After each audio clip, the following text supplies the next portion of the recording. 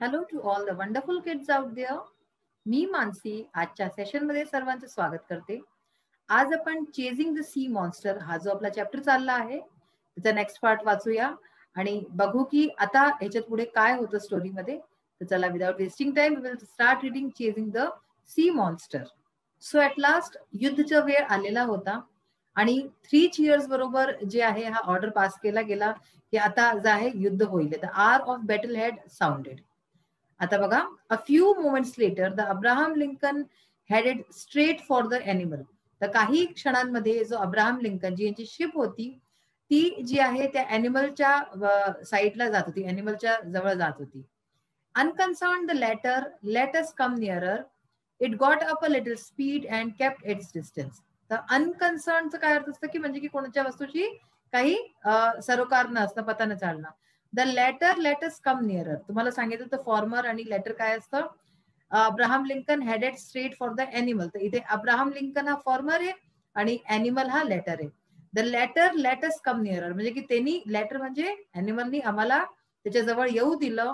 It got up a little speed, त्यांनी थोडीशी आपली वेग वाढवलं.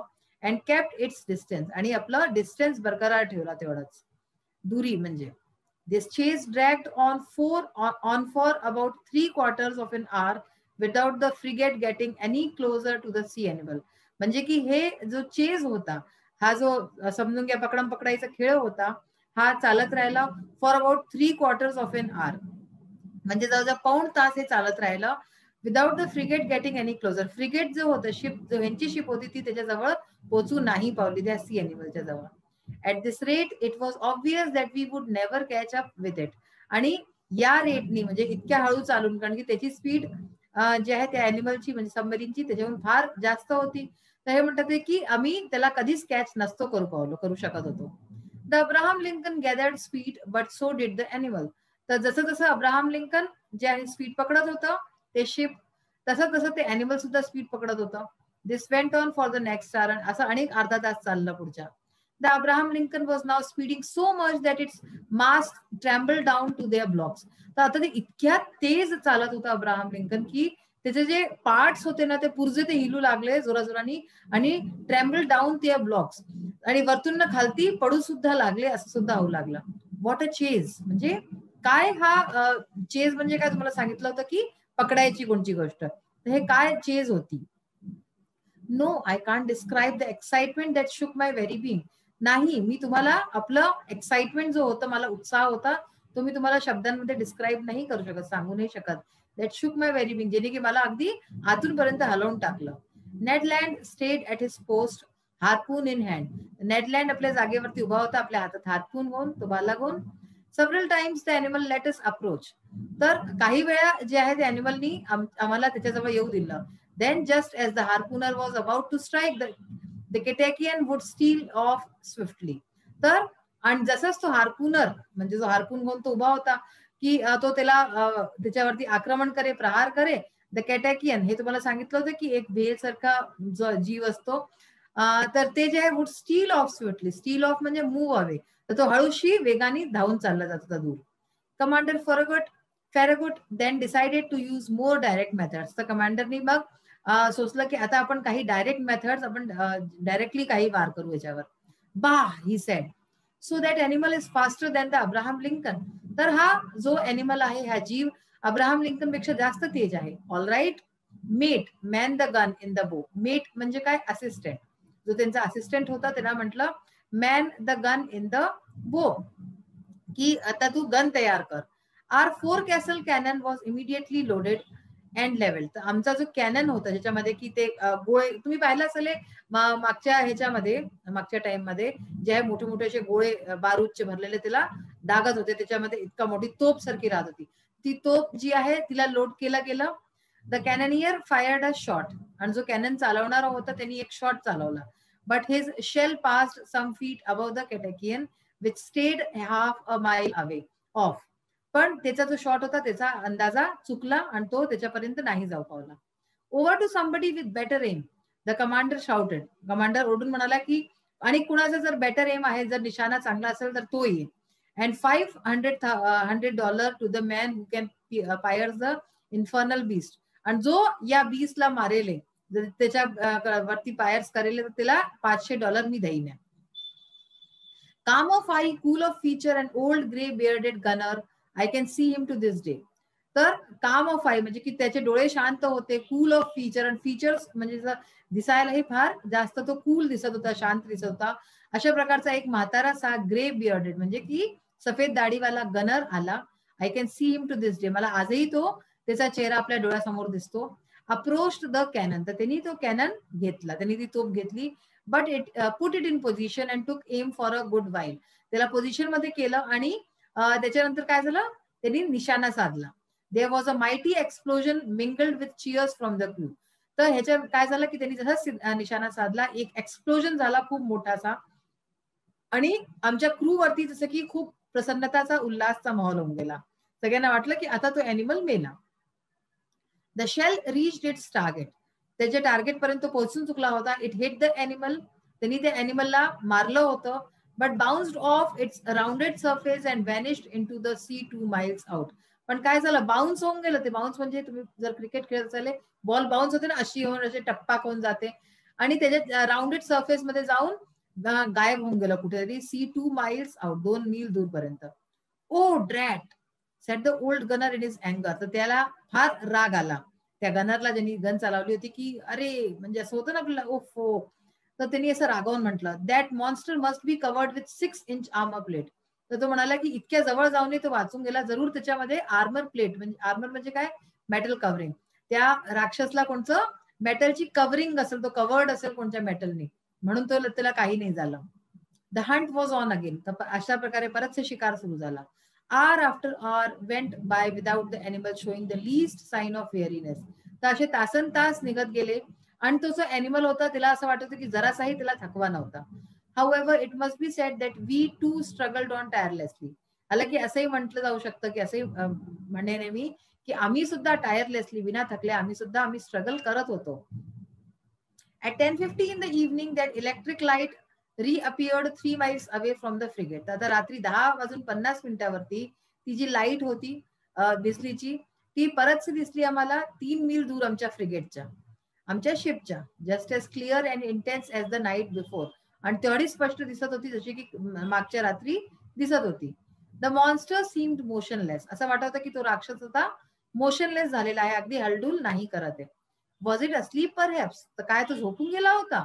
वेअरी from its work day just riding with the waves, असं वाटतं की तो झोपून गेलाय आणि दिवसभराच्या ह्याच्याने थकवा आलेला असेल त्याला, आणि just riding with the waves, की वेव्स म्हणजे काय, लाटांबरोबर तो जणू काही अगदी तसाच हळूहळू चालत होता. This was our chance and commander Farragut decided to take full advantage of it. तर हीच वेळा होती, ह्याची आम्ही प्रतीक्षा करत होतो की ते आमच्या जवळही होतं.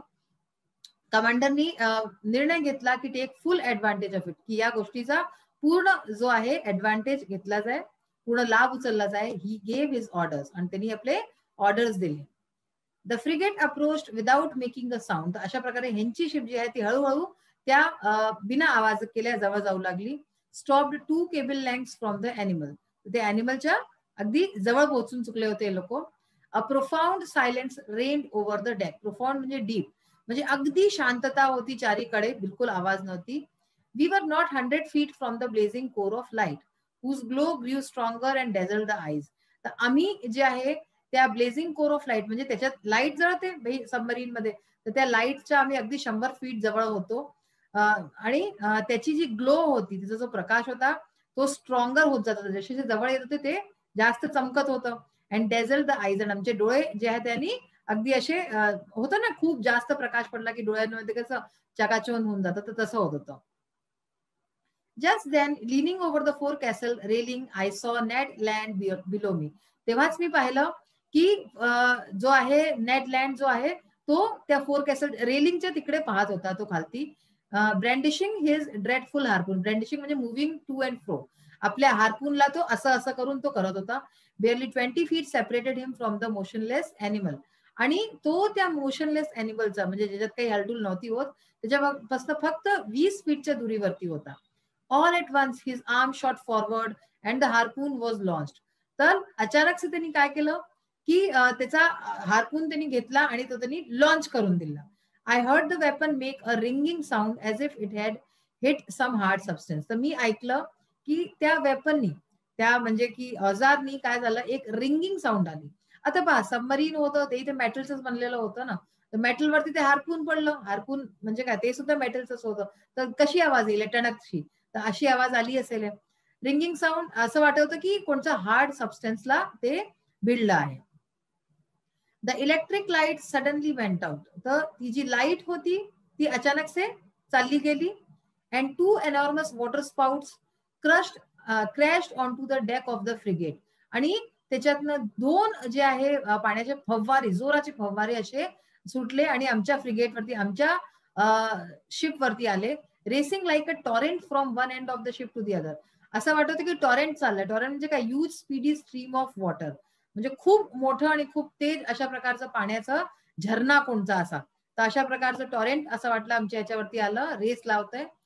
Toppling crewman, breaking spare mast and yardarms from their lashing. सगळं काही ध्वस्त होऊ लागलं त्यांच्या शिपमधलं. त्या पाण्याचा जोर, इतक्या जोरदार पाण्याने आलं ते, तर सगळं त्यांचं हलू लागलं, सगळे पार्ट्स पडू लागले.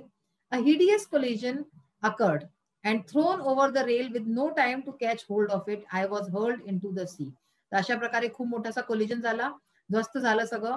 आणि मी जे आहे शेवटी काय झालं की मी आपल्यावरती नियंत्रण नाही ठेवलं आणि मी पाण्यात, समुद्रामध्ये पडून गेलो. Adapted from 20,000 leagues under the sea by Jules Verne. याच्यामधनं अडॅप्ट केलेलं कहाणी. तर बघा, स्टोरी आपली वाचून झालेली आहे. आता आपण आपलं लाईव्ह इंग्लिश, आपण आपल्या नेक्स्ट सेशन मध्ये लाईव्ह इंग्लिश हेच सेशन घेणार आहे. तर त्याच्याशी संबंधित काही क्वेश्चन आन्सर्स आहेत, काही गोष्टी आहेत, तर तिला पाहूया. Look at the time table on page 102. आपण एक टाइम टेबल वाचणार आहे पुढच्या सेशन मध्ये, जो की रेल्वेचा टाइम टेबल आहे. ठीक आहे, तर हा प्रश्न त्याच्याशी संबंधित आहे. तो टाइम टेबल बघा 102 पेज वरती. Where do we find such time tables displayed. तर अशा प्रकारचे टाइम टेबल कुठे दिसतात? What information do they give, आणि ते कशा प्रकारचे इन्फॉर्मेशन तुम्हाला देतात, कशा प्रकारच्या सूचना देतात तुम्हाला. तर बघा उत्तर बघा, we find such time tables at the terminus of railway. आपण असे जे टाइम टेबल्स आहेत ते रेल्वे टर्मिनस वरती बघतो. They tell you the names of trains from which station the journey of each train begins and ends. तर ह्याच्यामध्ये ट्रेनचं नाव, कोणत्या स्टेशन पासून जर्नी सुरू होईल तर कोणत्या स्टेशन वरती एंड होईल. नेम्स ऑफ द स्टेशन, स्टेशनचे नाव, वेअर दे स्टॉप, कुठे थांबतात ते. डिस्टन्स ऑफ द जर्नी, जर्नीचा डिस्टन्स, तुम्ही यात्रा जी करता ती किती दुरीची आहे. Timing of the arrival and departure, गाडी कुठे किती वाजता पोहोचते, किती वाजता निघते. Of the trains and the information about the facilities like STD booths, tea stall, refreshment rooms and resting rooms. ही सगळी पण माहिती त्याच्यामध्ये असते. नेक्स्ट आहे पहा, क्वेश्चन नंबर 3 आहे याच्यात. Ahmad lives in Panvel. अहमद पनवेलला राहतो. He invites his cousin Saurabh. Saurabh doesn't know Marathi too well. तर तो पनवेलला राहतो आणि तो आपल्या कझिन सौरभला तिथे बोलवतो आपल्याकडे. सौरभला मराठी नाही येत चांगली. ही लिव्स इन मुर्डेश्वर, आणि तो मुर्डेश्वरला राहतो. So they discuss Saurabh's travel plans in English. तर ते आपलं जे आहे ट्रॅव्हल प्लॅन जो आहे तो इंग्लिशमध्ये डिस्कस करतात. ते write their conversation using the time table on page 102. तर पेज 102 वरती आपल्याला जो टाइम टेबल दिलाय त्याच्या हिशोबे आपण आपली डिस्कशन करूया. तर बघा, टेलिफोन कन्व्हर्सेशन, टेलिफोनिक कन्व्हर्सेशन आहे, फोनवरती बोलतात ते दोघे, सौरभ आणि अहमद. बघा, Saurabh, hello Ahmad, thank you for your invitation to come to your home at Panvel. I am coming on this Monday. Saurabh म्हणतो की, अहमदला हॅलो म्हणून म्हणतो की तुम्हाला इन्व्हाइट केलं त्याच्याकरता थँक्स, आणि मी तुझ्या घरी जे आहे मंडेला येतोय तुझ्याकडे. Ahmad, very good, let's talk about your travel plan. तर तो म्हणतो की खूप चांगली गोष्ट आहे, चला तुझ्या ट्रॅव्हल प्लॅनच्या बाबतीत गोष्टी करू, की तू कुठे कुठे यात्रा करशील. Which time will you prefer to begin your travel, morning or evening. तू आपलं ट्रॅव्हल जे आहे ते कोणत्या वेळेसला जे आहे प्रिफर करशील, म्हणजे तुला चांगलं राहील, सकाळी किंवा संध्याकाळी. Morning will be better. Saurabh म्हणतो की सकाळी बेटर राहील. Ahmad, then come by Netravati express. तर मग तू नेत्रावती एक्सप्रेसनी ये, but you will have to wake up early and board on 3:48 train. तर पण तुला सकाळी लवकर उठावं लागेल आणि 3:48 ट्रेन आहे त्याच्यात बसावं लागेल. सौरभ म्हणतो दॅट्स ओके, ठीक आहे with me, that's okay with me, मी करू शकतो. But at what time will it reach Panvel, पण ही पनवेल किती वाजता पोहोचेल. अहमद म्हणतो at about 16:50 if it is not late. तर तो म्हणतो की जर लेट नाही झाली गाडी तर 16:50 16:50 म्हणजे किती झाले, संध्याकाळचे पहा तुम्हाला काउंट करता येतच असेल की 12, 13, 14, 15, 16 म्हणजे 4. 4:50 ठीक आहे ना. अशाच प्रकारे आपण पुढे पुढे काउंट करतो. तर संध्याकाळचे 4:50 पोहोचेल जर गाडी लेट नाही झाली तर. Saurabh, when can I have my lunch? तर मला माझा लंच केव्हा मिळू शकतो? केव्हा करेन मी? अहमद म्हणतो ॲट 11:15 की तू 11:15 वाजता व्हेन नेत्रावती रिचेस रत्नागिरी, जेव्हा नेत्रावती ही जी गाडी आहे रत्नागिरी पोहोचेल, तर तेव्हा तू तिथे लंच करू शकतोस. Saurabh, that will do. तर म्हणते की हो हे ठीक आहे. I hope you will receive me at Panvel station. तर तो म्हणतो की मी आशा करतो की तू मला पनवेल स्टेशनवरती घ्यायला येशीलच. अहमद म्हणतो ऑफकोर्स. म्हणे हो बिलकुल नक्की. I will be right there before 16:50. तर मी 4:50 आधीच येऊन जाईन. I wish you a happy journey. तर तुला एक सुखद जर्नी, म्हणजे हॅपी जर्नी आपण म्हणतो ना कोणी जात असतं तर. सौरभ म्हणतो थँक्यू. अशा प्रकारचं एक आपण छोटंसं जे आहे हे पाहिलं की कशा प्रकारचं कन्व्हर्सेशन झालं. आज आपला चॅप्टरचा जो रीडिंग पार्ट आहे तो झालेला आहे. आता आणि काही महत्त्वपूर्ण गोष्टी आहे लँग्वेज स्टडीच्या आणि लाईव्ह इंग्लिश क्लासच्या, जे आपण आता बघितल्या त्याच्या बाबतीत आणि काही गोष्टी आपण करूया आपल्या नेक्स्ट सेशनमध्ये. So till then bye. Have a nice day. Thank you. Take care.